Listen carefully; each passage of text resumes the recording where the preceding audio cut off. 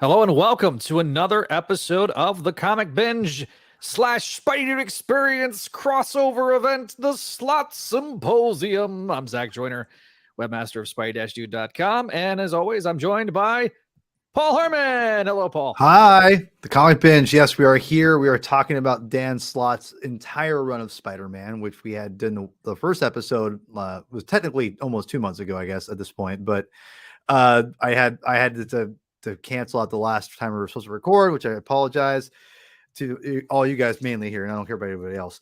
But that being said, I'm really looking forward to diving deeper into this. I know there's probably be a lot of guns and bullets flying, and maybe in these next couple episodes, I don't know, we'll see.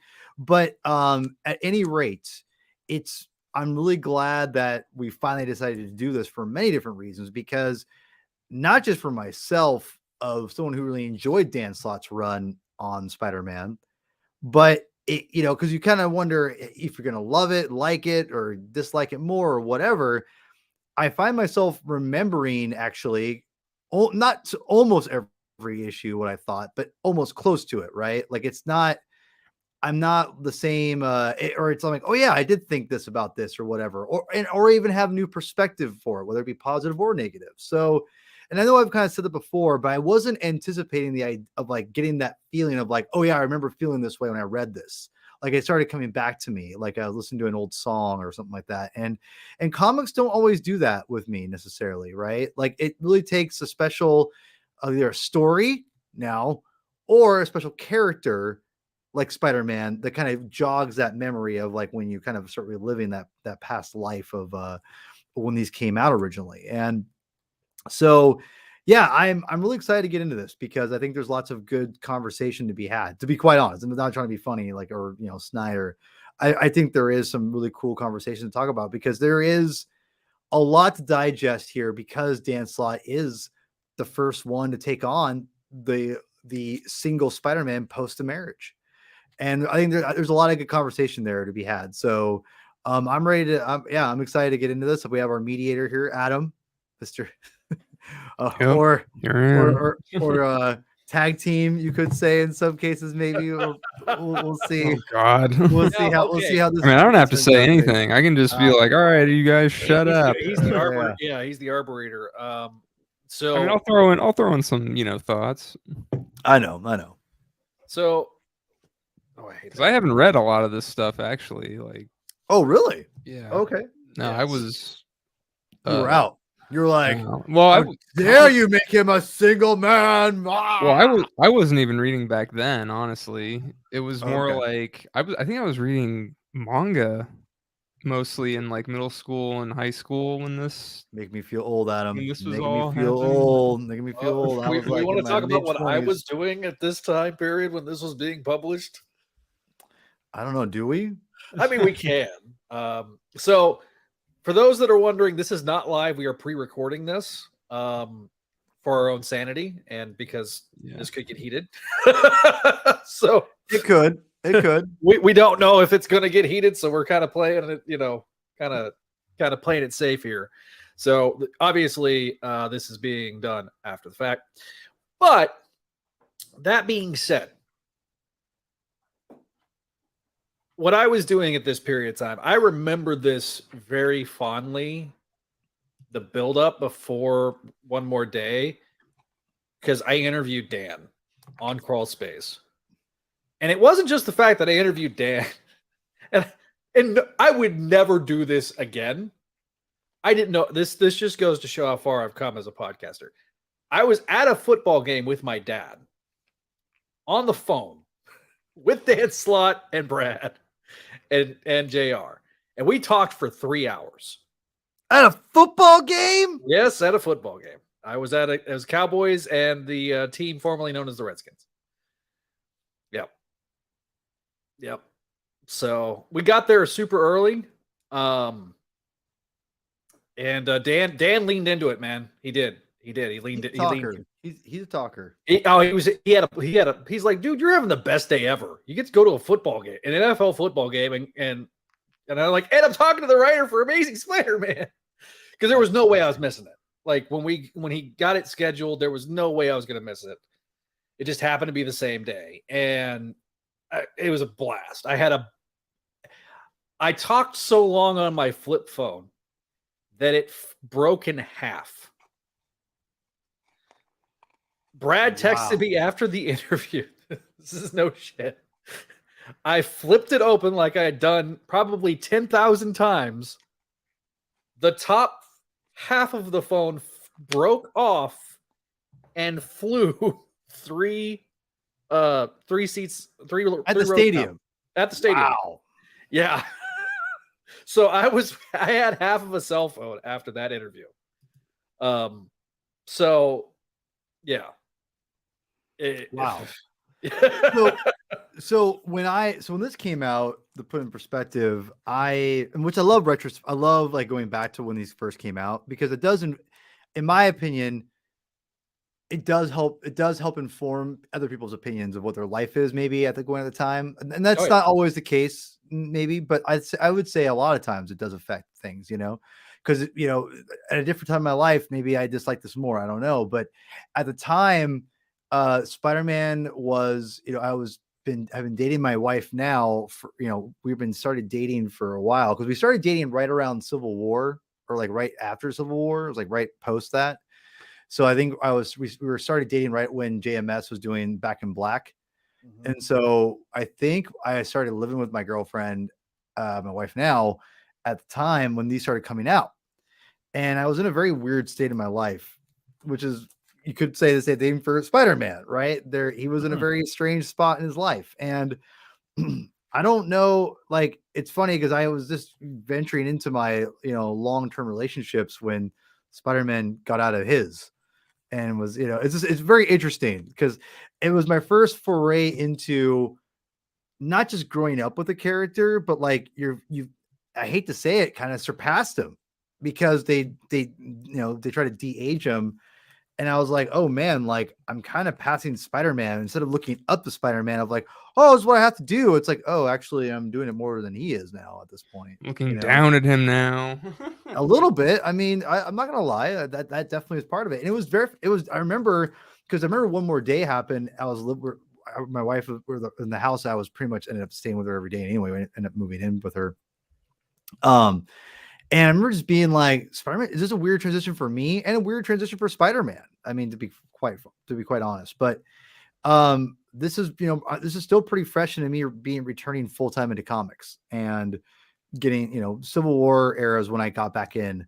And this is when so I got back in, and they got rid of the marriage right away. And I grew up with the marriage. So it was a very interesting time. And it was, I'll say this. I wasn't excited about Spider-Man and Mary Jane being separated and becoming, and the whole One More Day thing wasn't like my favorite by any means, but because I'm a veteran of even by that point, knowing how comic books work in the mainstream market with these franchise characters, I knew that the marriage would either not last, or it's just, I kind of understood why.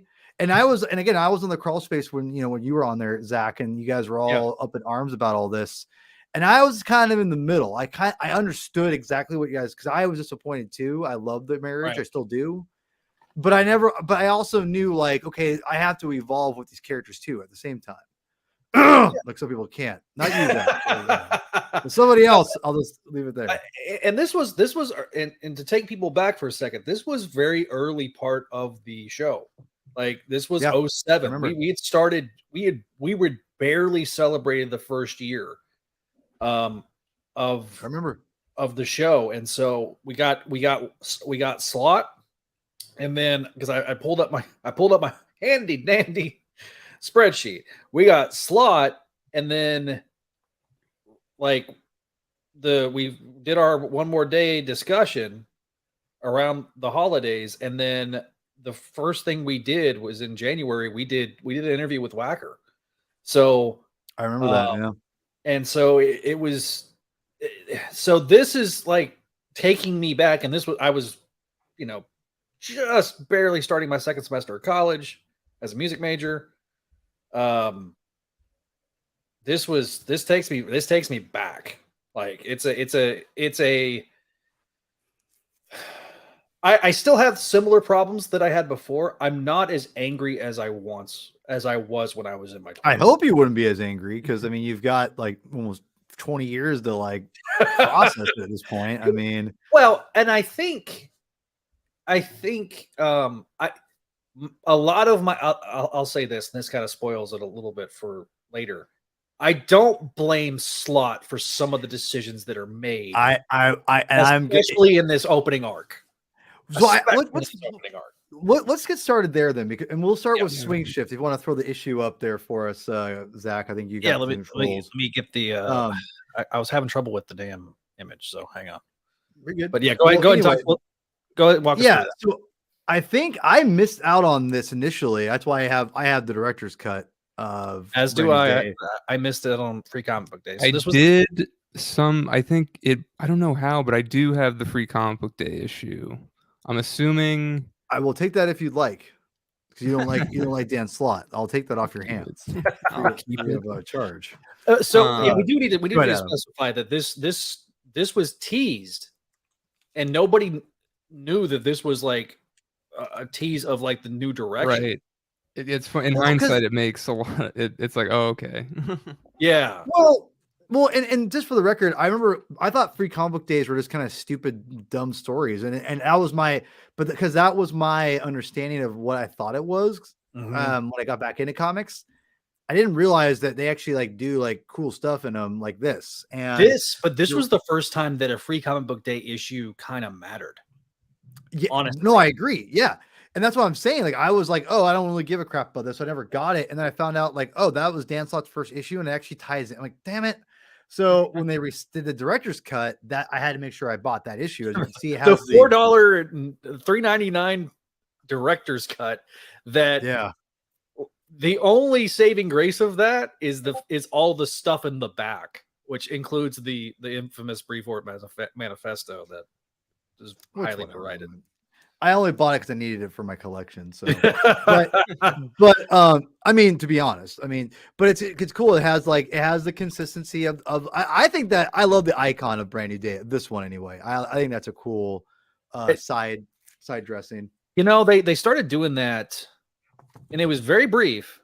And I thought they were going to do that across the line. And when Brand New May came out, which was kind of a riff on it. They even did the similar trade dress, which I thought was a nice touch. So yeah, like, do you want to throw up the issue? You have it now?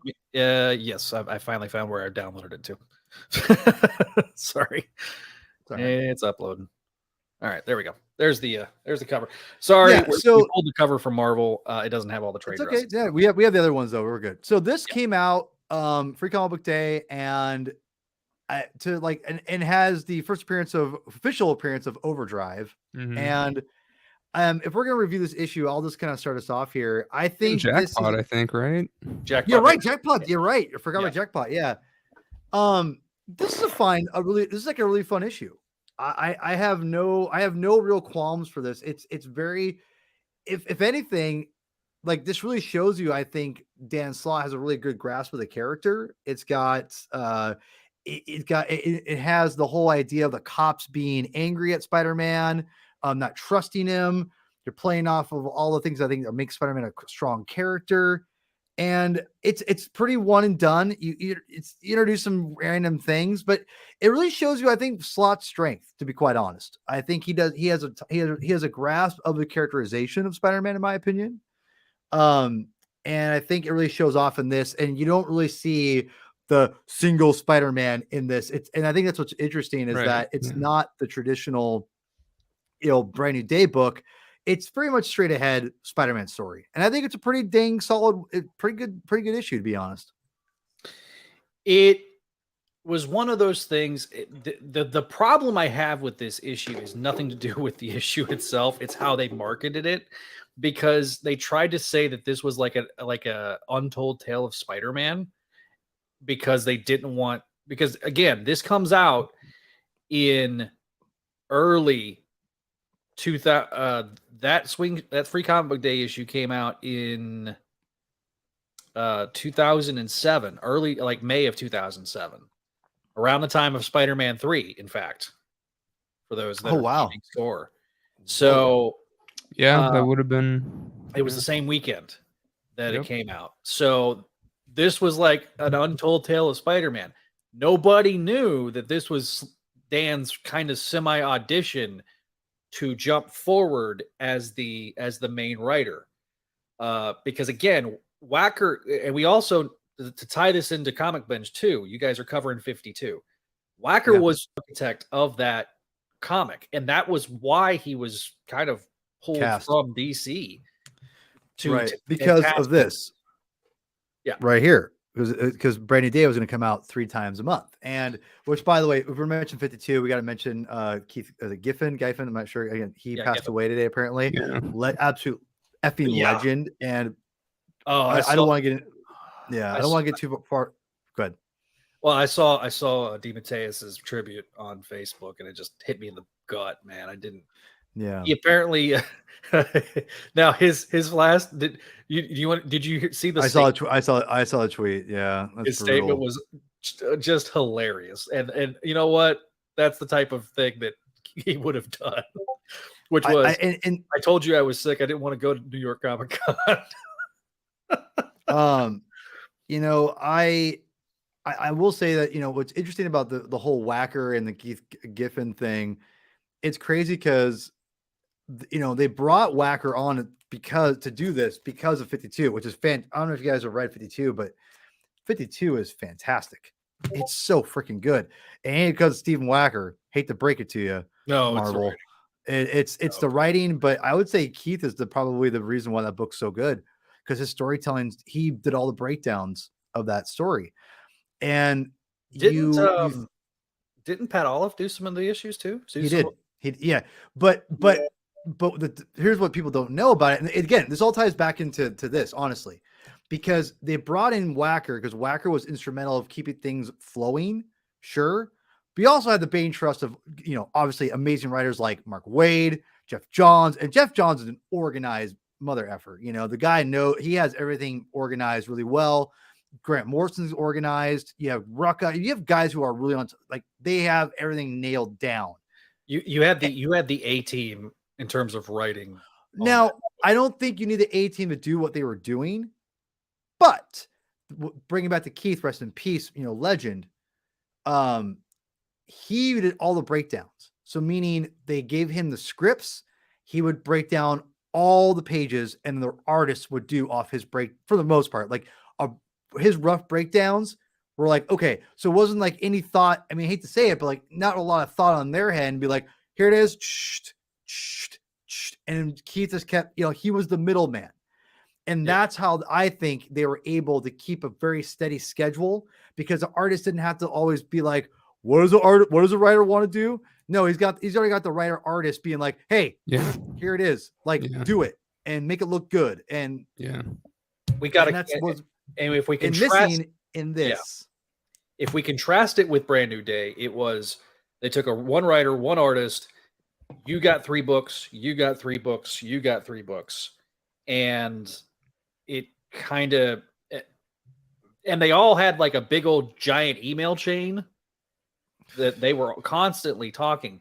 But if you go and read the Brand New Day era, again, this is not a criticism of Slott necessarily. This is a criticism of the circumstances with it.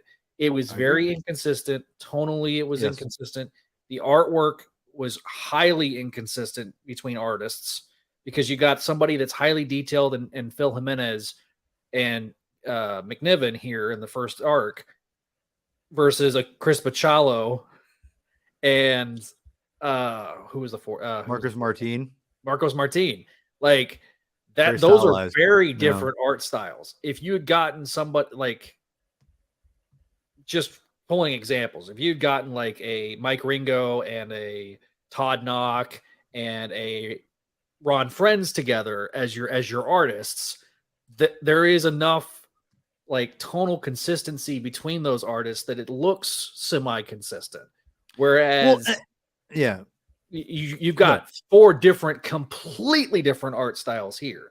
So it's interesting because I can agree to that to an extent, because in 52, which again, you guys should read 52. It is, I don't have as much DC knowledge as I do as Marvel stuff, as you guys know. And I am just, it's both well written and very informative of the universe. It's great world building or world like teaching, you could say. And the artist, to your credit, Zach, to what you're saying, it's very much like that, where they have a like Pat Olive, they have Joe Bennett, they've got oh my god, I'm not as familiar with their later artists day Joe Bennett. You look at Joe Bennett in the 90s and he's he's like a Mike Diodato clone. But right, but the thing is, like, those artists are all somewhat in the wheelhouse of each other, and I think that, and I never felt when I knew there was a different artist, I never was taken out of it, and I think that but I do also, but I'll be honest, I like some of the ideas they have of going for different artists too, like Marcus. We'll get into. So going from Swing Shift. Do you want to say anything else about Swing Shift? No, I think the Kevin artwork's or really good. I think, you know, Phil Jimenez, the only thing I don't like about Phil Jimenez's Spider-Man is his eyes. I never felt like he could get the eyes down. The rest of his artwork is phenomenal. His faces are great. It's very much a George Perez, and I know that's his biggest influence. But it's like, what if George Perez was drawing Amazing Spider-Man and Phil Jimenez did a great job. I never did like his eyes, and it was it's probably the biggest bummer for me, because the rest of it, like, it's like 99% of his Spider-Man's great except the eyes, and that's pretty pivotal. The eyes, you can see through the soul, you know. I mean, and you can't, and when it's just a little askew, it's like yeah, I think, you know, it's funny. I never like gravitated towards his art for Spider-Man, and I think that's a big reason why. It was the eyes. I think you're on the money on that. Yeah. You know, you look at the covers he did and stuff like that, like the cover he did with Peter dressed as Daredevil, like, it looks great because it's not got the eyes, man. It's him drawing the Daredevil costume. I'm like, oh, he would have nailed it. Yeah. A Daredevil. Adam, anything you want to add there? I mean, it was okay. I don't know. It's a very innovative story where Peter's going to get a cake, and then the overdrive. I almost said override. Different character. I always slip that. I always mess that up. How dare you slip that? But I will say this: I thought he was goofy at the time. The whole premise of the character was "Pimp My Ride." God, that's very which dated. Is such a dated ass reference now. but Spencer made him interested. He did. Spencer got. I mean, I'll be honest. I miss Nick Spencer Spider-Man. I love that run. Yep. I love it. Besides the last year, even then there was still strong points. The last year was just wasn't as consistent, because that's when I think all the shit was going. We all theorized that was when all the shit was going down. So that's when the editorial fingerprints started getting in there. Well, but I think because of himself too. But we digress. Yeah, no, that's that. Look, we could spend a whole hour on that. But anyway, do you want to throw up the issue 546, the infamous? Here we go. Bam! Right there. Woo! All right. So if you don't mind, I'm going to start us off here, because I got to talk about this a little bit. You know, when I listen to you guys just rip this thing to shreds back in the day, that's what it felt like. It's been a long time, but I remember it being like, because I was in the middle. I was not one or the other, but because of you guys were so hateful on the crawl space back in the day, you know, like just this is the worst thing I've ever got. You know, I remember being like, I think they're being a little harsh, and I kind of gravitated towards the opposite of like supporting it, because I didn't like how like everyone was only on one side. It just kind of was like, man, it's not as cut and dry, in my opinion, back then. And we'll go to issue by issue.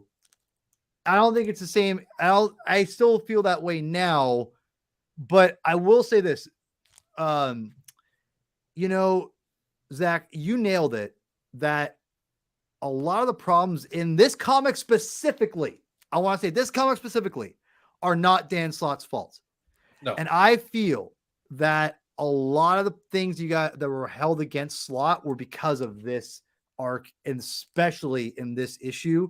And he was the scapegoat for a lot of frustration because Dan Slott he's going to support his bosses because he's writing the story. He's going to support he's going to do what his editors tell him, which is that's what every writer does. And he believes, but I think ultimately he believes in what he's writing. I mean, that's the thing, man. Like, if you can't believe in what you're writing, then what the hell are you writing the book for? And I think that he became, I mean, listen, I think Wacker and I will say Wacker and Slott did not do themselves any favors back in the day either. I don't want to get into that because we're judging it on the merit of the writing of itself. I think that this first comic is not great, but it's because Dan Slott was forced to put a lot of stuff in there and set up. This comic is basically like, here's the ultimate setup book. If you haven't been writing or reading Spider-Man in 20 years because he's been married, here you go. And it's like, how many people are you going to get on the book because of that? Maybe like 100, maybe. I say that because this book was very much like in your face, and I could see why you guys didn't like this. Even then, I understood then, but I could, as reading it now, I'm like, yeah, man, it's just, but this is not Slott's fault. I don't blame Slott for this at all. And that's just my opinion. I don't disagree with you. Like I said a minute ago, the problems I have with this book are, number one, it's trying to be a reboot without being a reboot. Yeah. And I think that is a flawed premise in the Marvel universe. You can get away with that with DC at times, right? We saw that with the 1 year later stuff during the 52, and then the 52 was kind of filling in that gap of what happened in that year. Because now, because of the schedule, Spider-Man has to be on an island. Yeah. It suddenly doesn't feel like it's connected to the rest of the Marvel universe in a similar manner to what they did with Maggie Byrne when they did the reboot then. Yeah. Except they tried to actively incorporate the rest of the Marvel universe very early on in the Maggie Byrne reboot, as opposed to here, where it feels like it's on this island. The reality slap where he's macking on some random ass chick. Which was that was a Quesada note that was added. So that's not Dan Slott, again, not Dan Slott's fault. That was a bad call. They wanted to reinforce that this is not the Spider-Man that you've been reading. And that's where I think I'm gonna totally agree with you. I think I was gonna say when I was reading these comics, I if this makes sense here, because I'm gonna get into the other issues for a second. The opening scene of like they kind of mirror each other. I think that's cute. I thought it was played well, but I think the problem is it was at the detriment of this issue particularly, and saying F you to every Spider-Man fan that loves the marriage. And I think that there's a lot. I think I pride myself, much to my wife's chagrin, as a people person who understands people. Doesn't mean they're always going to like me or I'm going to like them or whatever, right? But I consider myself a people person, and I understand a lot of collective ideas. And I'm not the brightest guy in the world, but I'm not effing dumb either. Putting that kiss of a different woman on the first page was a giant slap to fans. It's not respecting. It's not the same thing, but it's not respecting the fans. And you're not just all of that. You're forcing an issue, no pun intended, of, right off the bat, and it sticks out like a sore thumb. It comes off really bad. Even if it doesn't offend you, right? It's so obvious and so so especially with the discourse at the time, especially with the past 5 years of Quesada constantly every single Friday, whether it was Joe Fridays at Newsarama or Joe Fridays on CBR. Like he was pounding this drum for like several years that he hated the marriage. He was basically trying to give you a dissertation as to why the marriage is not, something that he likes. And it just stirred up so much controversy that when we got here, it was kind of like Quesada doing his victory lap. Yeah. And then the first page is him macking on a chick. And then the next splash page is a guy in a Spider-Man mask with a gun pointed at the reader saying, "Shut the fuck up and give me your money." It's too on the nose. Those two things, that's where I'm like, because nobody had the wherewithal to say, "Hey, you're coming off of a very controversial story by having Spider-Man make a deal with the Marvel equivalent of Satan." And now I push back on that, by the way. I push back on that. Well, you're coming off of One More Day, and then like 2 weeks later, hey, yes, brand new day, and you've got the timing was very, very short and very. It felt like a troll. It felt like a troll. No, yeah, it definitely does. And not in a playful way. It's in like, you'll do it and like it kind of way. And it's like, that's not how you win over people. And no. I think that's and honestly, Dan Slott took the brunt of it. I'll be honest, because he's a writer. He supported it as he should. He scripted and I think that, and he scripted it. And I think his script is poor for it, to be honest. I wouldn't say it's because he's a terrible writer. It's because he was forced to handle it a certain way. And it's so obvious that it comes off as not as good as he normally does. But I would say this is not a great issue by itself. Even in retrospect, I liked it more probably then, because I'm like, oh, it's exciting. It's new. It's a brand new day. But it wasn't the worst thing I ever read by any means, but this is definitely, I could see why this pissed off a lot of people. And I definitely disagree of how they handled it, both in the press and with you guys back in the day, but also how it was written and handled here. It's not a great issue. The art's phenomenal. I think the art's great. Listen, the line work loves the character is exquisite. The fact that they brought McNiven in to do these first 3 issues made it feel like a big deal, like, because he was known for the events, right? He, especially coming off of Civil War, he's the hottest artist, and bringing him in to kind of it was such a tonal shift, especially coming off of JMS, that I think it's very jarring. And I think it just left, when you read these 3 issues, you're left with a lot of questions that are beyond what's on the page. I 1000% agree. And I think that was the mistake that was made, was they took and it's a very similar mistake to what we're seeing right now with Wells, where it a little bit. I know what you're saying though. To understand where does this fit? For those that are somewhat continuity minded, you don't know you're very disoriented. You feel like you're coming in the middle of the story instead of the beginning of a story. Well, and I'm go ahead. I'm sorry. And that making out with the chick, and then the spider mugger, you're like, wait. And Spider-Man's not been seen for months, and like, why? And then, outside of one sighting, which the one sighting being the swing shift story, so Spider-Man's been gone for all this time, and it also felt like a big regression with Peter being back with Aunt May, and the way Aunt May was being written here, and it's like, man, why are we going back to 1975? Exactly. Actually, it's very it's very, And as somebody that's 70s. reading that era right now, and that's been reading a lot, like I'm going to catch up on Spec.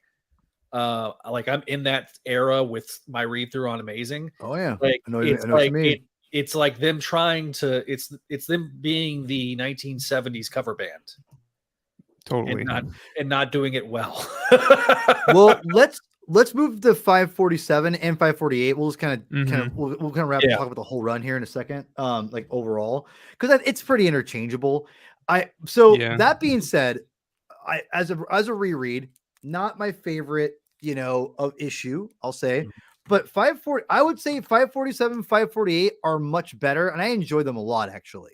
I think these are pretty solid Spider-Man issues, because that's the thing I want to get to this point. I mean, as hard as it is, and this is why I think this whole show idea is really fun, because it kind of forces you guys who aren't as into it, like Zach and Adam, or Adam who maybe hasn't read some of this stuff yet.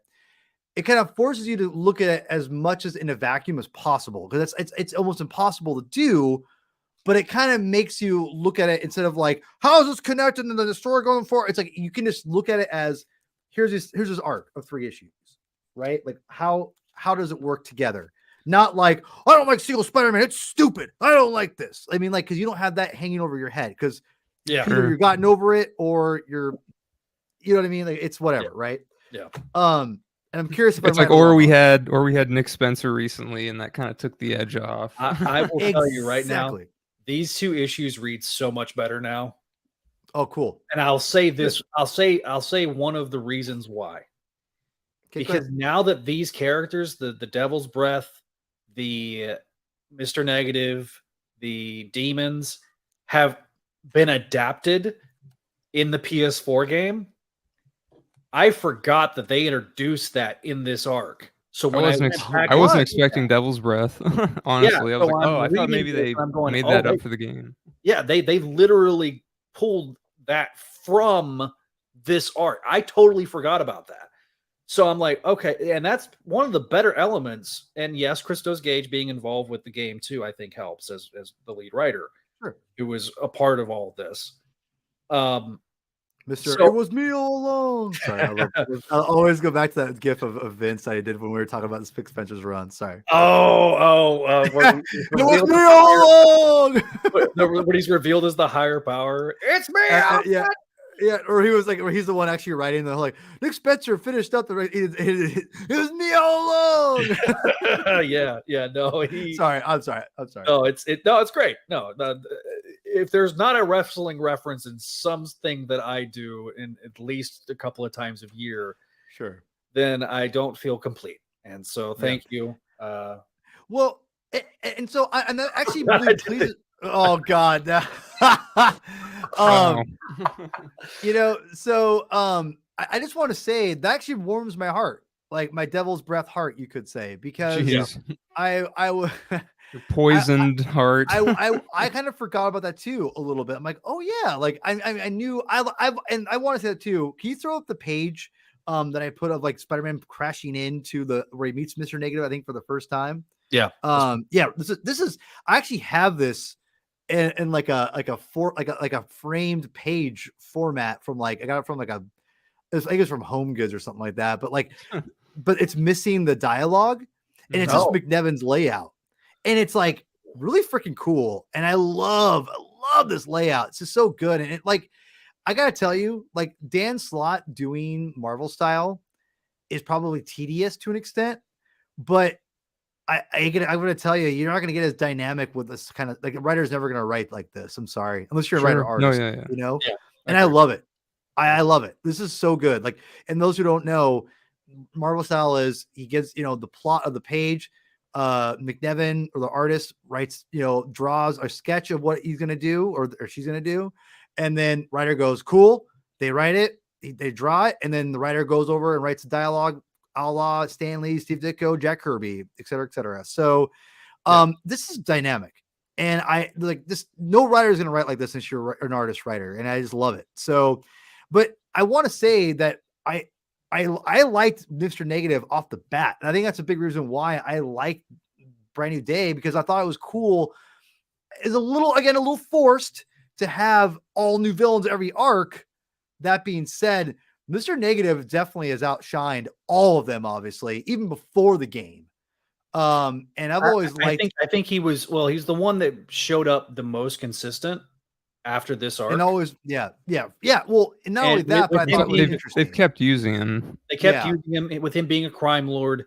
It was him being a crime lord seamlessly integrated with what the classic street level stuff. And I will say this, that part of it, after you just had Peter Parker living in the Avengers Tower for an extended period of time prior to Civil War. That's not Peter Parker. That's not your classic Peter Parker. So by doing a street level story to start, I think was the right idea. And bringing, because at the end of the day, the whole premise of Brand New Day was to try to bring back Spider-Man to his roots. Yeah. Whether you agree with the way we got there or not, that's two different things. But at least, and we kind of saw that similarly with the start of the Spencer run, bringing him back to his roots.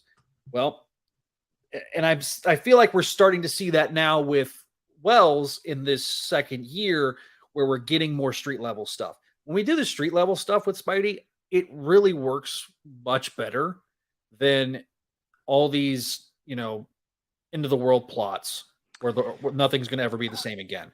Again, I don't want to argue that point, but I disagree to an extent. I think I agree and disagree at the same time, if that makes any sense. So I think you agree with the premise that street level Spidey is better, right?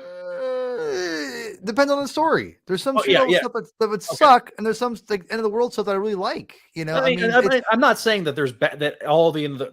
So let me be clear. Not all the street level stuff's good. I agree with you on that. Not all the end of the world stuff's bad, but it feels like that it constantly, especially with the JMS era, where it was Peter more expanded in the general Marvel universe, him kind of being in his own niche. It's a dislike, but it's also an understandable thing that they did. I understand it better. Right. I think that's a great point. And I think Dan Slott should get more credit for this arc, in my opinion. I guess this is me. I'm curious if Adam and you guys can agree or kind of chime in on this after I explain myself, because I forgot about the tablet too. Because we brought in like a mega deep cut, because I don't think I had read the Tablet of Time at that point. So I was like, everything kind of went, So and then I had the Volume 4 Essential. Okay. So I've read the Tablet of Time, which has that. It's the Tablet of Time. It's the issue, and it ends right before Captain Stacy dies. 90. Issue 90. Okay. So it's like it covers everything from 70, like from 70 all the way up until 90. And so I had read that many a times, obviously seen it in the 90s show. They did an adaptation of that story in the 90s show. Baby Silvermane, which was unintentionally hilarious. I remember that. Yeah. The 90s show adapted a lot of classic stories. It did. And so not very well. This also leads to some criticism I have of Slott, where it's continuity porn, it feels like. Really? But it's not as bad here. This is not an egregious example of it. When we get later on, where did you know Marla Jameson made Spider Slayers, and he has to mention it every time she shows up?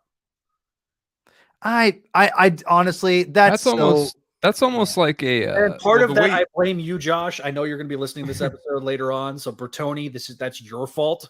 The way you describe it, the way you describe that, it sounds like just what they did like pre 2000s, where like a character shows up and it's like, oh, that's my best friend Harry Osborn. Like his father was the Green Goblin. But see, I go back to the Jim Shooter method, where it's like every issue is somebody's first issue. Well, sure, that's what I'm saying. Like, yeah. Thank you. Thank you. Sorry, I mean, I just think there was a little like, and I agree with you on that, Paul. Philosophically, I think there's a more subtle way of doing it, and Slott never mastered that subtlety. Well, it's because I think it seems to me like, honestly, his wheelhouse is kind of the older stuff. Exactly. He does the Marvel method. He did the Spidey Human Torch thing. Yeah. I think his like doing stuff more akin to the past is kind of because he, grew up with it and stuff. Like that's maybe where he's more comfortable. I recall Donovan saying that Slott was trying to be Stan Lee when he was writing. Sure, I could see that. Maybe, maybe. I can see it. I can see that he's because his dialogue is very bombastic and it's very attempting to try to replicate that.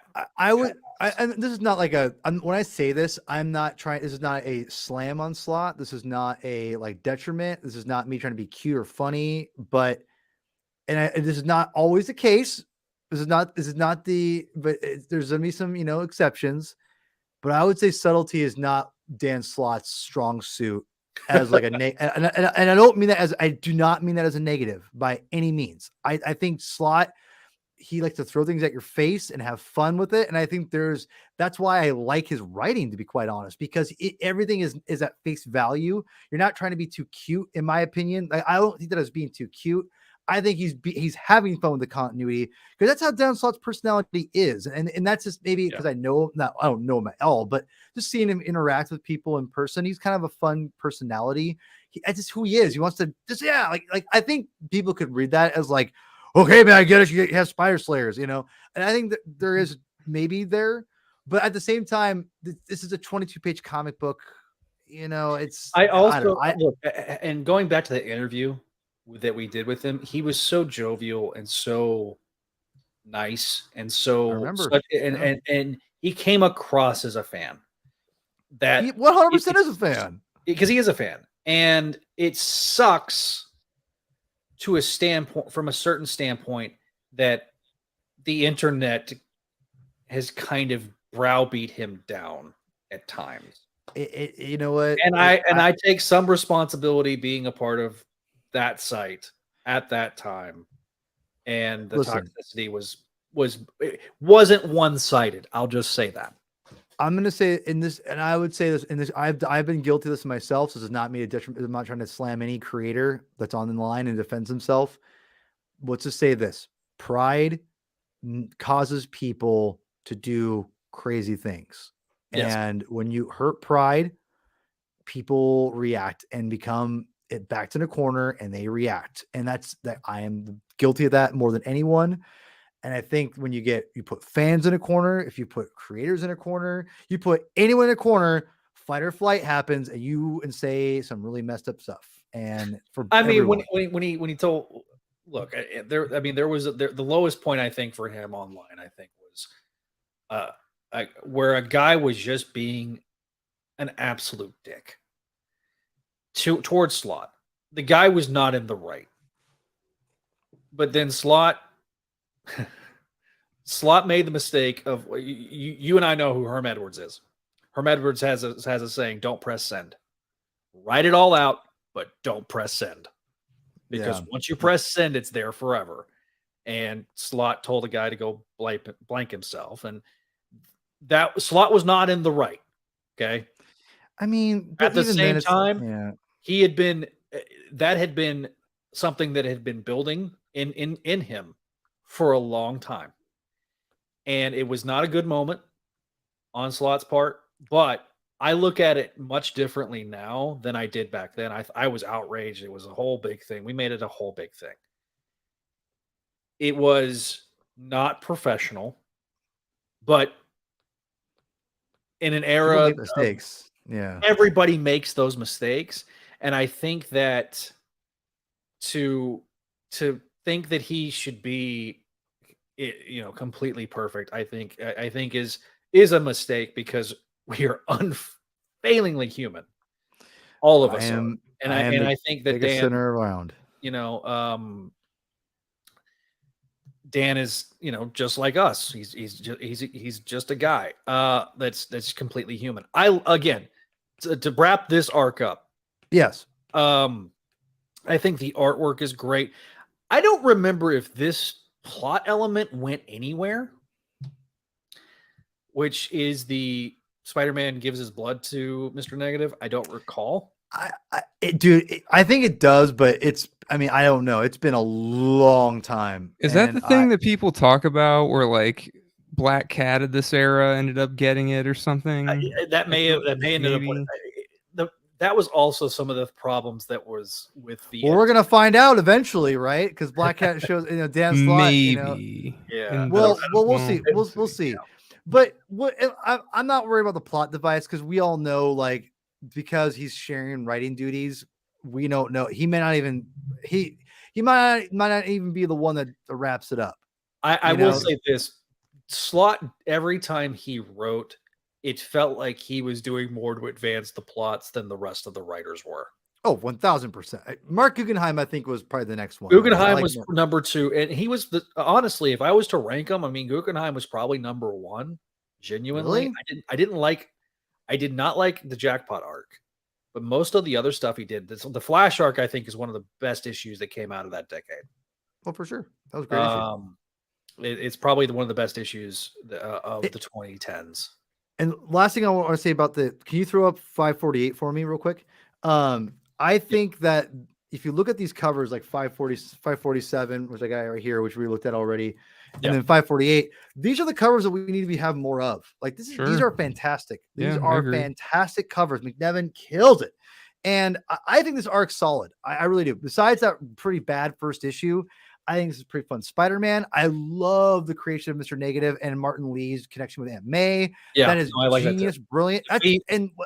The Feast Center is, I think, a great plot point.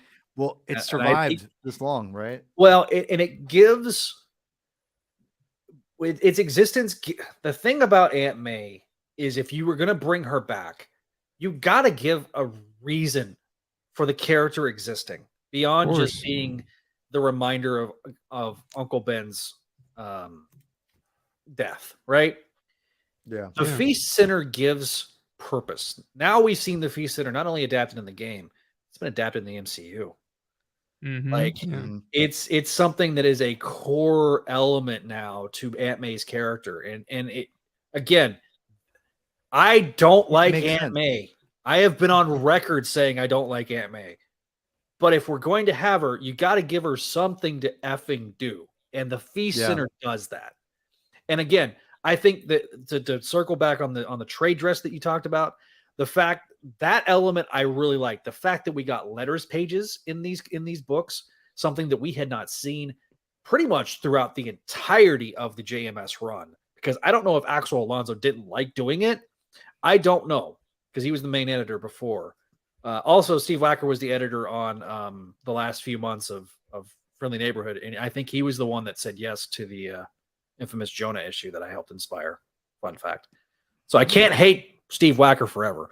Also, he was super nice to us in 2011. But I love the trade dress. I think it's classic. Bringing back the old school logo, I thought is a good thing.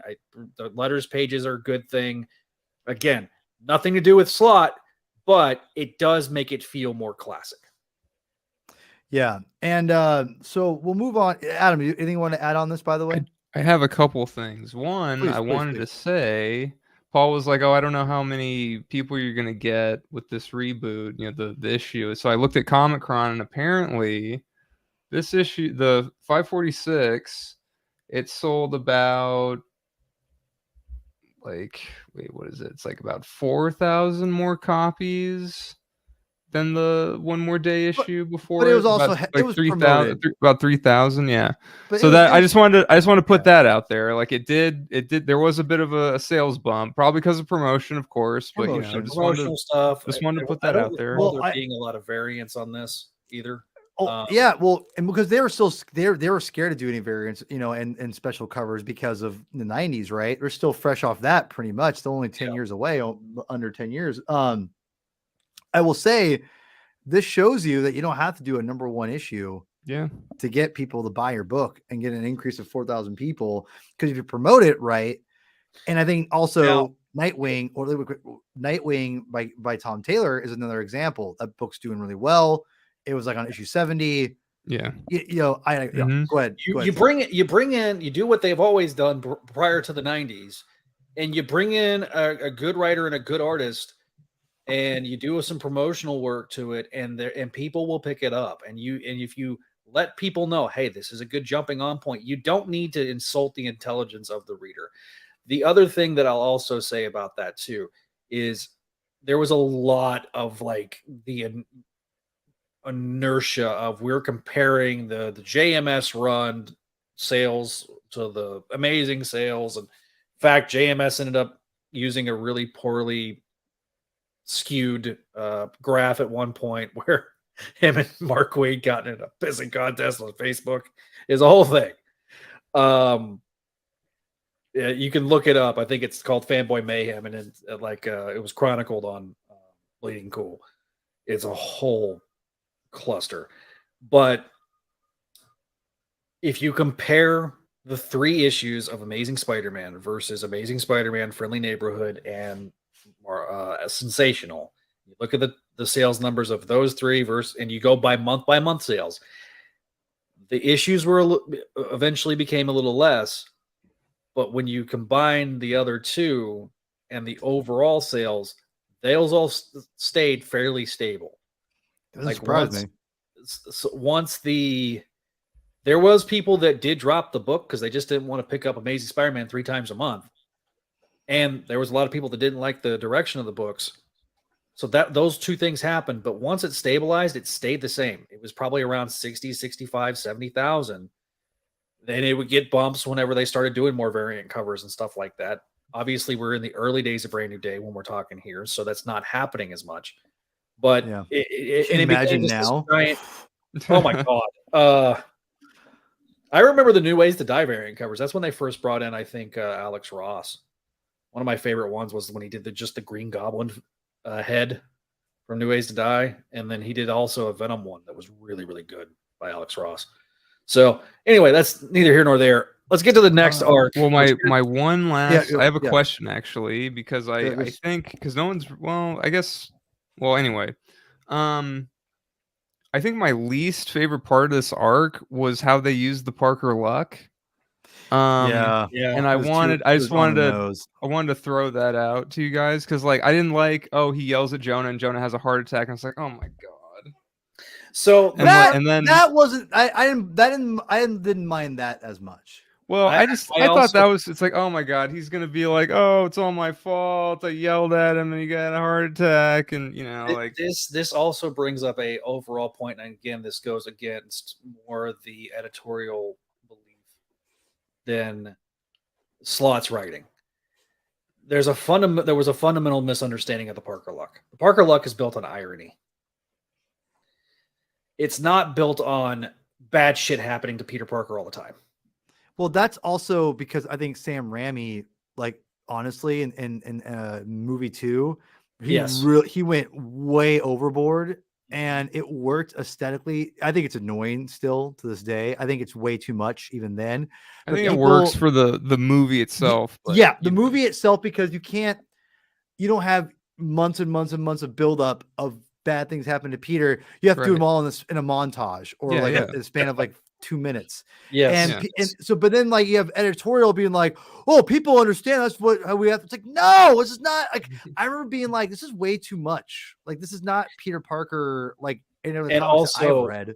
The other thing too, him running out of web fluid. That became it was so egregious because they were so trying to hammer the point home. Because again, for context, for those that don't know, before Brand New Day, Peter was using organic webs because of the Raimi films, because they wanted corporate synergy. They wanted Peter Parker to have organic webs in a really bad story by Paul Jenkins, where he basically gave birth to himself as a spider. And so at the end of that story, he gains organic webbing. They were trying to hammer the point home that Peter Parker's web shooters are back and that he does not have organic webs. And guess what? They never explained how he no longer had organic webs. I was going to say. Well, I thought it was because of the other. No, that was after the other. The other gave him some other like that. The spikes were the other, but the organic webs predated. No. I know. But how I would explain it is the other. When he got rebirthed, it took away his. But he was still using his organic webs after that, though. That's the problem. Was he? Yeah. Well, yeah. So it was one of those. It's like if we don't explain it, people will probably just forget. It's magic. We don't have to explain it. Which I've made that joke for a long time. That was a paraphrase of a conversation that JMS put out. I don't think anybody ever said, including Casada, it's magic, we don't have to explain it. It was a paraphrase of a conversation. I've made that joke a lot, but I just discourse. This is going to be a longer episode where we're not talking so much about the issues themselves as the discourse, because we're trying to give you the context and we're trying to get you back there. Well, and I think these issues for the most part are pretty inoffensive, I think, at this point, in my opinion. I think we've hammered home the most blatant issues about these. So, and to answer your question really quick, Adam, I do think that there was a emphasis of that Parker Luck in this, with not just with Slott, with all the again, editorial being the main problem here. But going into 559, which is the first appearance of maybe the most annoying character of all time. The character that I hated in the games. I hated her in the games. I hated her. Well, you know what's funny is I don't think she's a great character, but I think there's a place for her in Spider-Man, but I don't know. Like, she's kind of ahead of her time, to be quite honest. I mean, sure, yeah. Okay, this is something that I'll say about Slott in terms of the creation of this character. You got to think about this. This character and this comic came out, or the first comics that we just talked about came out within weeks of the original iPhone being announced. Wow. The iPhone hadn't even dropped yet. So the smartphone as we knew it did not exist. However, you had things like Vine and you had things like YouTube in its infancy, and MySpace and Facebook. Those all existed. So, and I think Twitter hadn't even been brought up yet. So Twitter didn't come out till 2009. So again, for context here, Vine was like the most popular, it was the TikTok of its time. And so live streaming and live blogging is and the story elements that are brought here are smart. I just think that Screwball's annoying as hell. I mean, obviously it's kind of her purpose, right? Yes, I mean, she's supposed to be over the top. And I would say that I kind of wish there'd be more. I thought they would actually do more with her, to be quite honest, than what they did. It feels like they're afraid to do more with her for the sake of not ruining the character, but you know what I mean? Like, that's what it feels like. We don't want to, like, she's not the character you want to go deep with, even a little bit. I thought there might be some learning from Spider-Man, and maybe I'm forgetting an arc or something, but I feel like she's always played as like this obnoxious person which I don't mind obnoxious characters. And that sounds weird to say. She's not like my favorite character. I don't hate her guts. Like, I think you guys all hated her back in the day, but like, and the video games did not help me. Unlike Mr. Negative, where the video game helped endear me more towards Mr. Negative, this had the opposite effect because I hated those missions because I just felt they were very repetitive, which is a problem with the character. When she does show up, it's the same note. There is no. It's like playing middle C on a piano, and you've got a toddler, and that's the only thing that they're pounding on a piano. You know what I mean? That's accurate. That's accurate. But from a musician standpoint, you understand that. Like, it's like you're hitting middle C, and that's all. And that's Screwball. That's just her in a nutshell.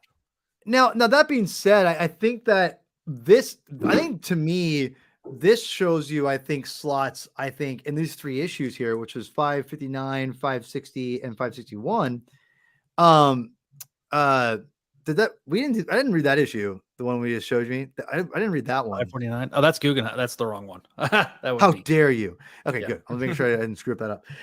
I thought this arc is maybe not as good as if you take off 548.6. I think it's probably a stronger arc than these three issues. But that being said, it's a very entertaining, I think, Spider-Man story, but there's a couple major issues with it. You're pushing plot forward with Dexter Bennett and that whole thing. I like the idea of Spider-Man, Peter Parker, evolving his photography skills, like trying to figure that out. Like, I think Dan Slott had a good grasp of all that. I think, juxtapose. Oh my God, I can't talk today. juxtapose this with like his real, like with Screwball and with what's going on.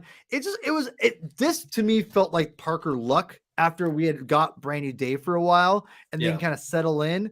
This felt more like a natural way of doing Parker Luck to me, because you had him just like, oh, I gotta be a National Enquirer photographer now.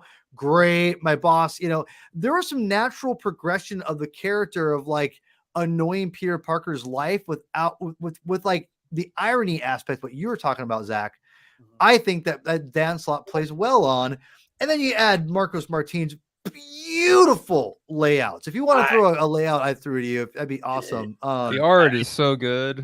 Oh my God, art's so good. Like I do have a problem with one of the more infamous parts to the art. I already know which one you're going to talk about, but we'll get to that in a second. I knew it. I knew you were going to say that. I knew it. So bad. It's but not again, great. It's not great. From a standpoint, this is the first appearance for everybody.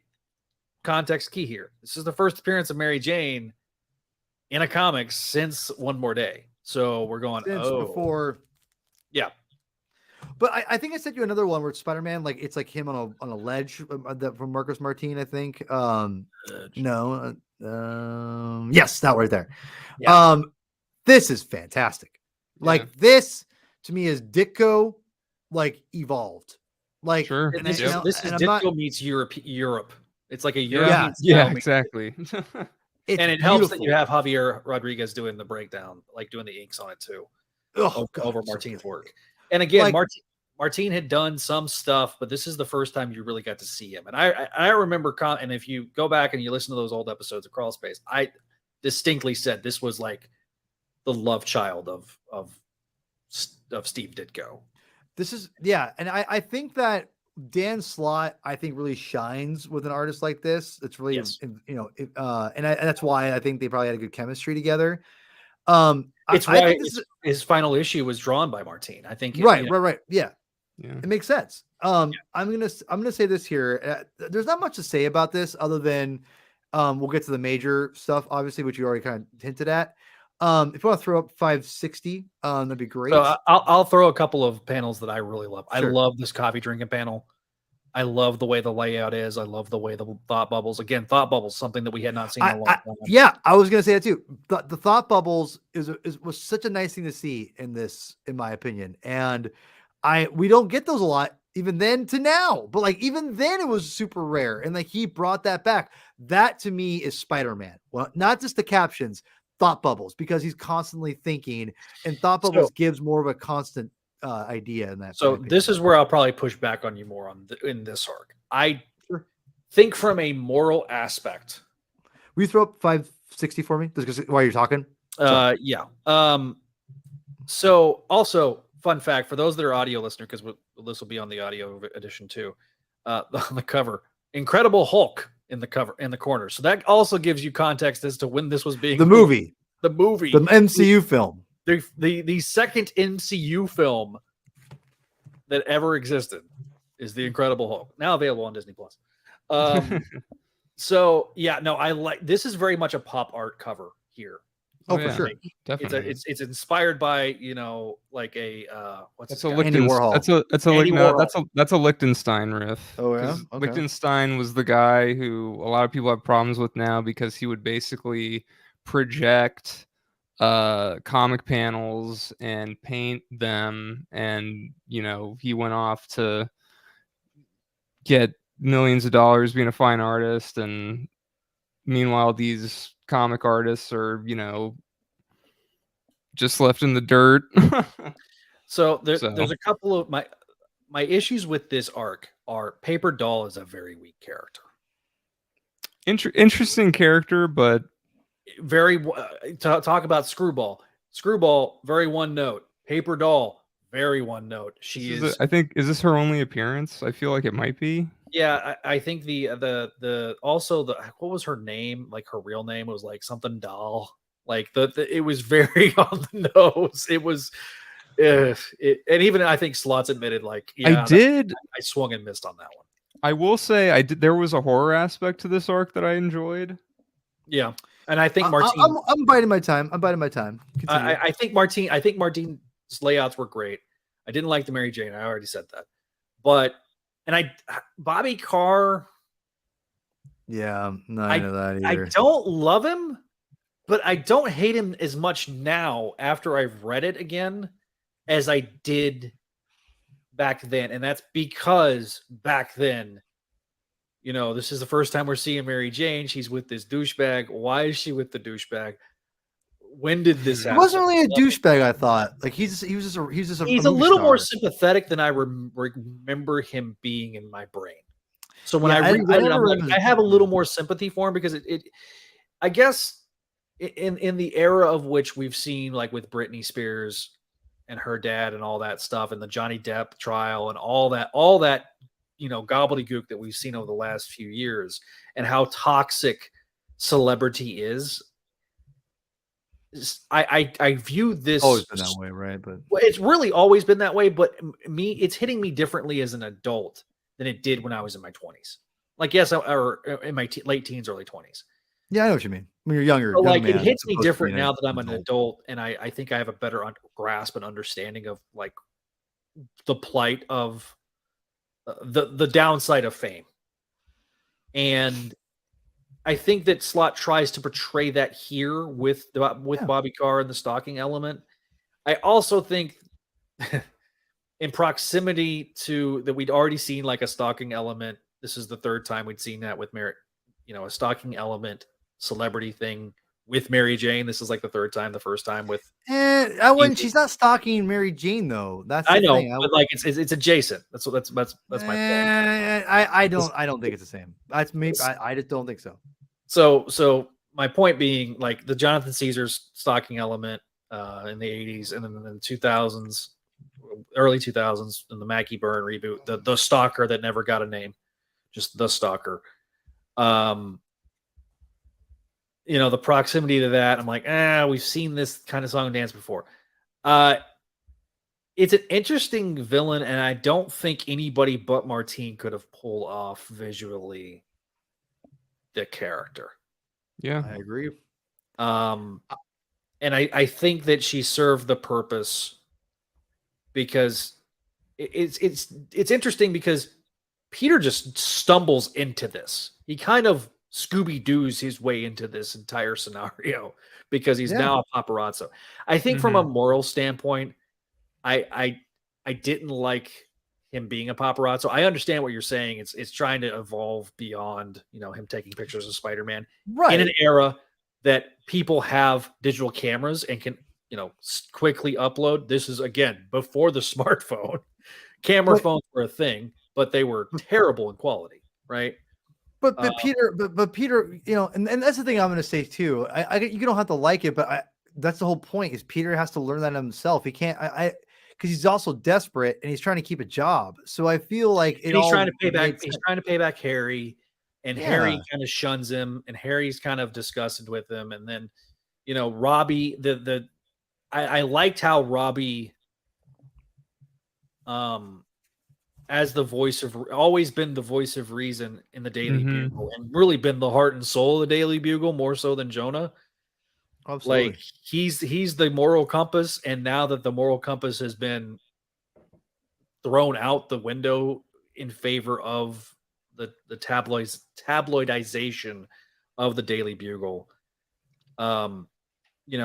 we won't have Dexter Bennett for much longer, but it is an interesting dynamic and an interesting element of that takeover.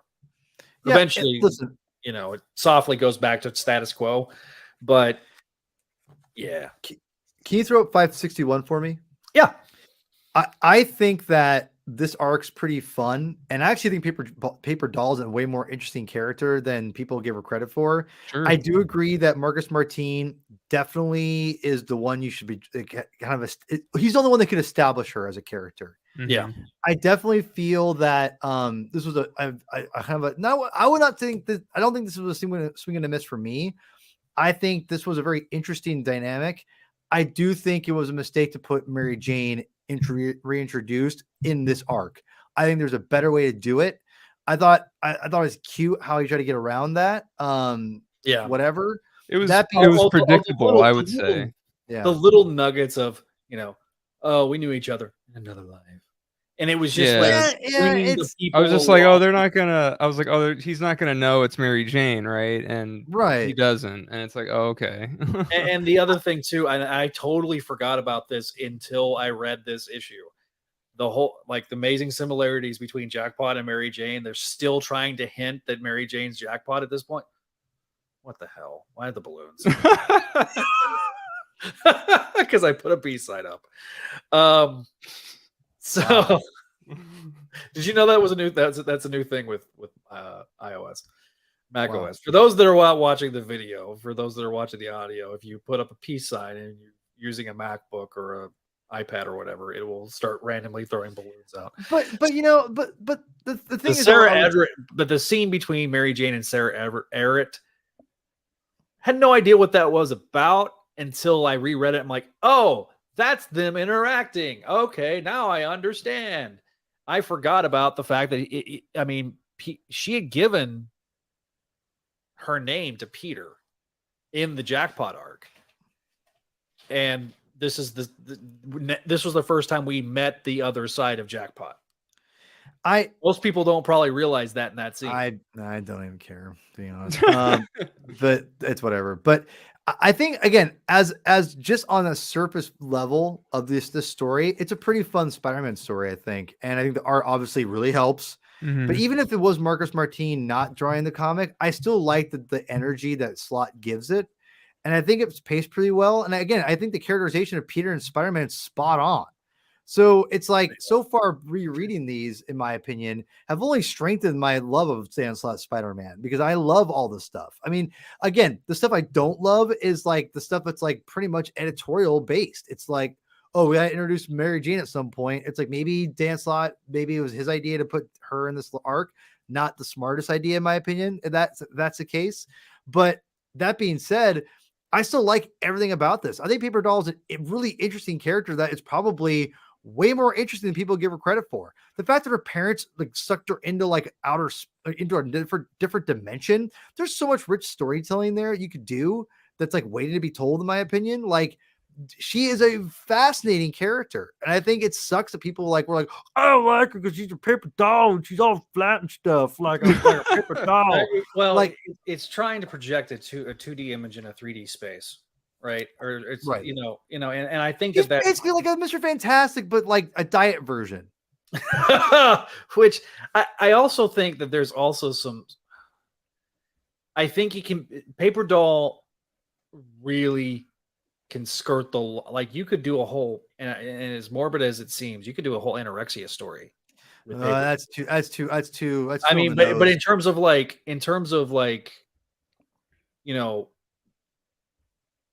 that type of thing, there is storytelling elements. Should it be done? I don't know.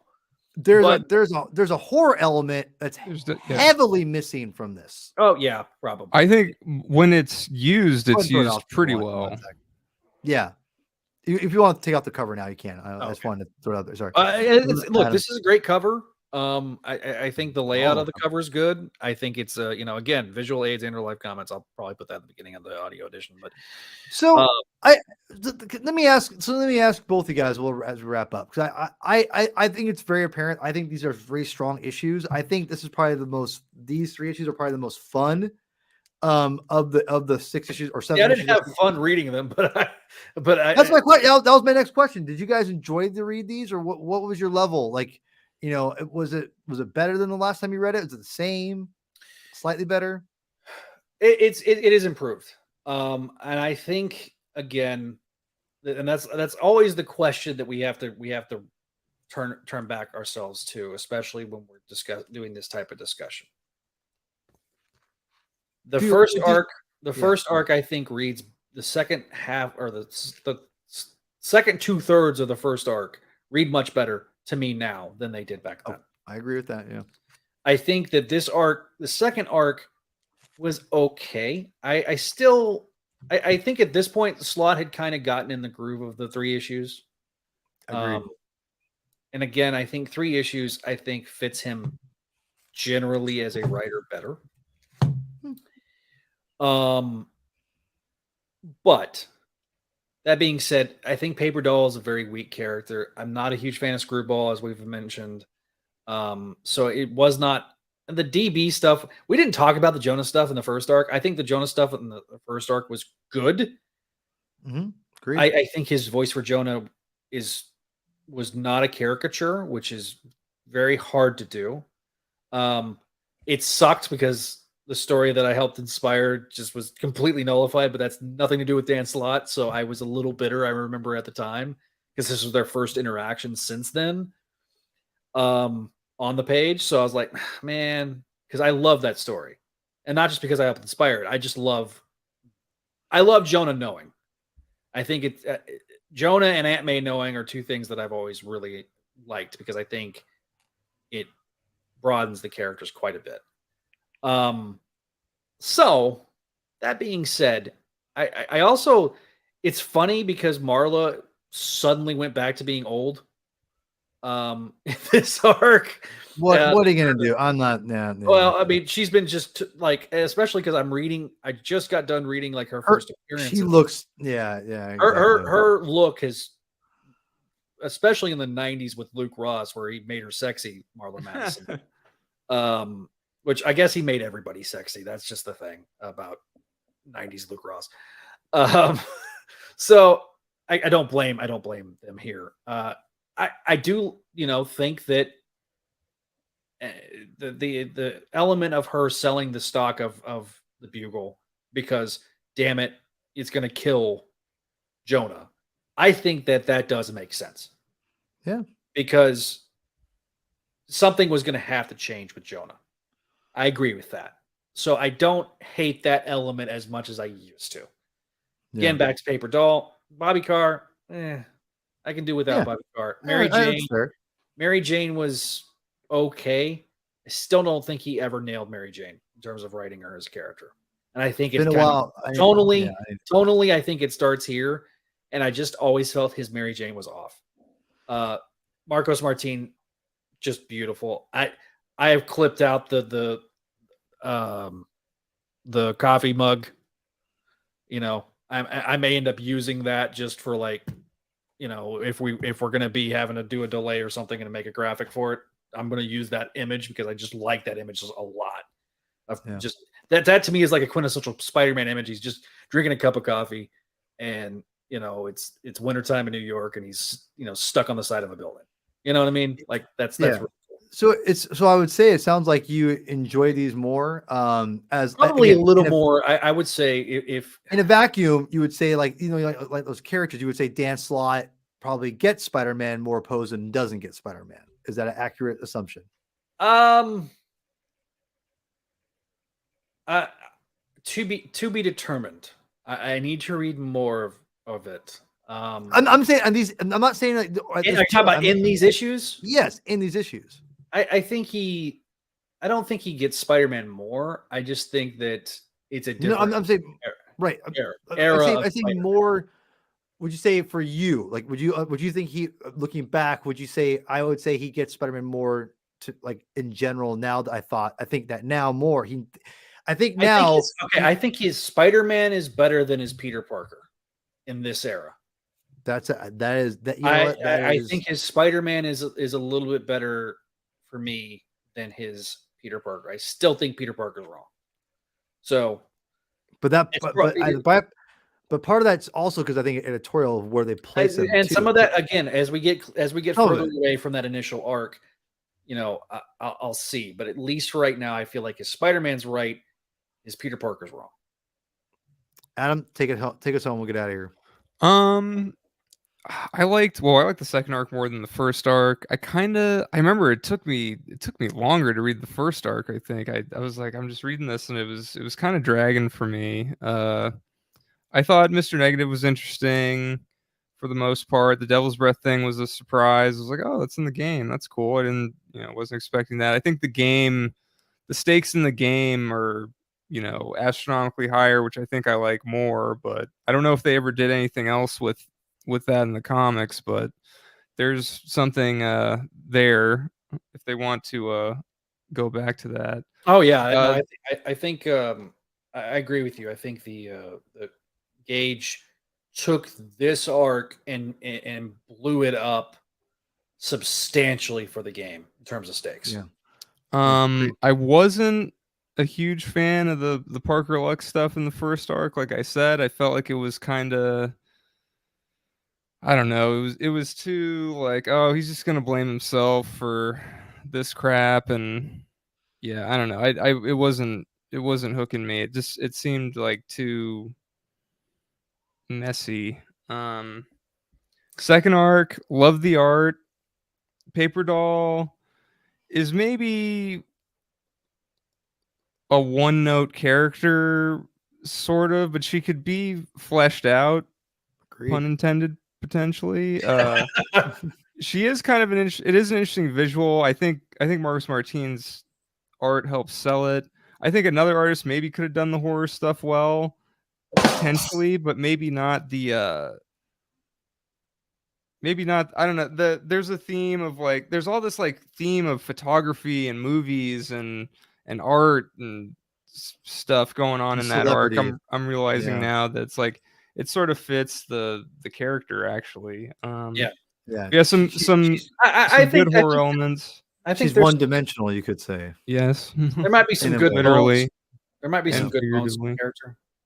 Yeah, they could maybe do something with her, but I feel like this was, it was an okay story. She would be a really good doctor, like a Doctor Strange or a Ghost Rider, or like a supernatural, like in a more supernatural setting. She might work a little better. I have a pitch for her at some point if Marvel ever would hire me. The thing is too, I think the strength is that she is scary in, when she's like sucking people dry of their, dimension.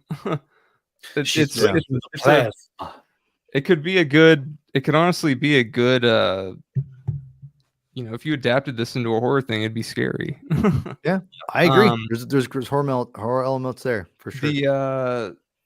The Mary Jane thing I thought was predictable, just because like, oh, he's not gonna know, right? And they didn't do that. It's like, okay, whatever.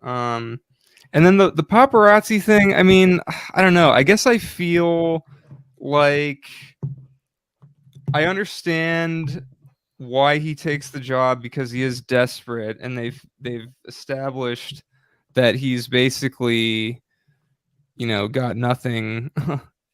He's like at rock bottom essentially at this point.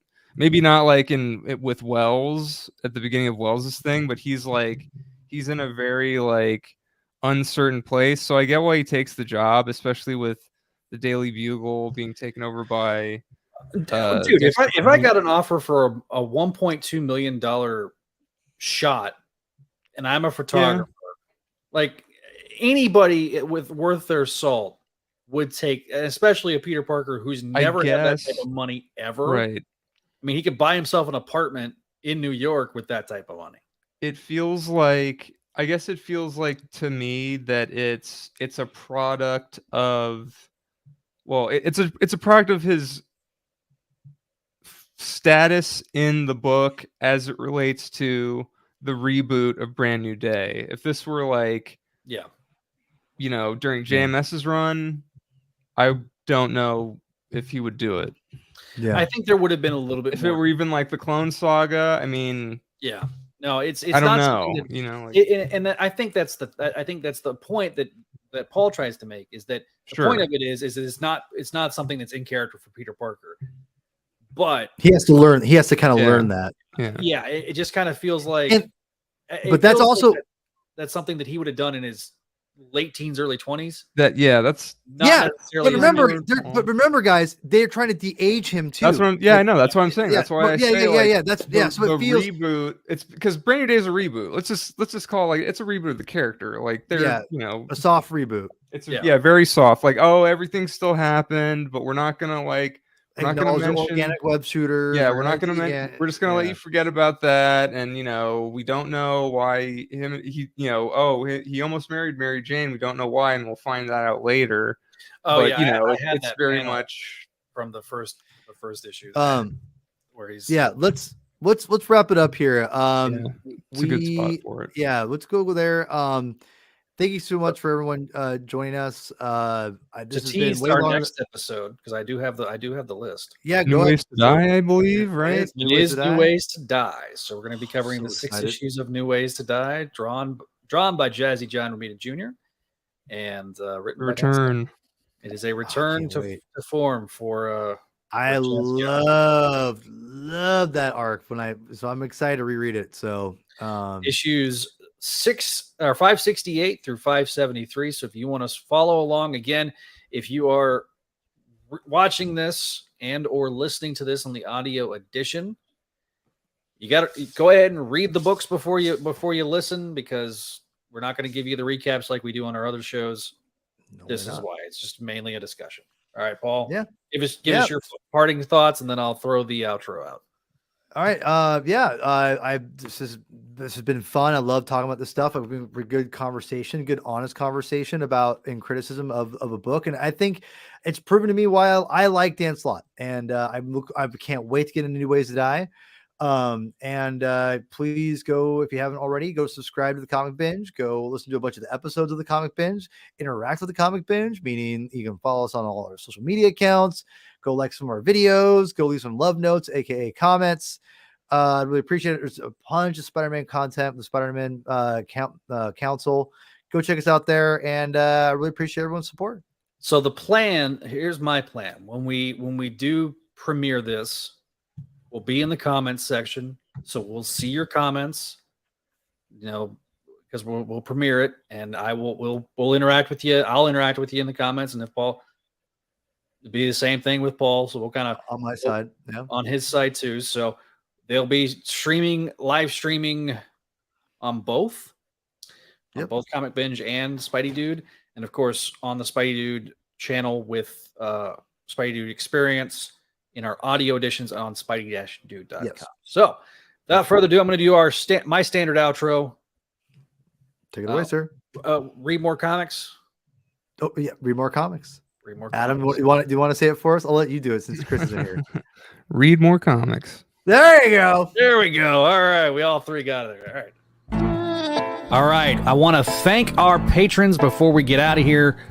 As always, we got to thank those guys and gals that contribute each and every month to what we do here on the channel.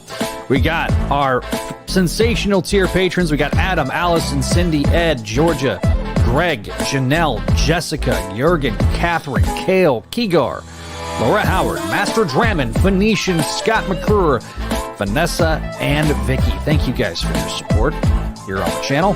And of course, we have our VIPs, Scott, Sebastian, Vinkman, and Winnipeg Webhead. Thank you guys for your support. If you're looking up on the screen, we also have our friendly neighborhoods here. Those are our $1 patrons. They get audio shout-outs at each and every episode, so thank you to them. And of course, if you want to be on the program, you can always check us out over at Spidey Dude Radio Network on YouTube. If you've not already liked, shared, and subscribed, please do so. If you want to be part of our community, you can always join our Discord as well as our Facebook page at Spidey Dude Network. Our Twitter is at Spidey Dude Radio.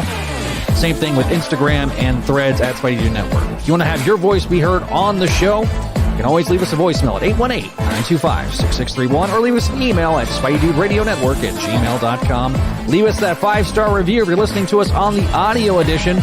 Let us know how we're doing. We'll read your feedback on a future episode. Thanks for watching. Thanks for listening. We'll see you next time here on the Spidey Dude Radio Network.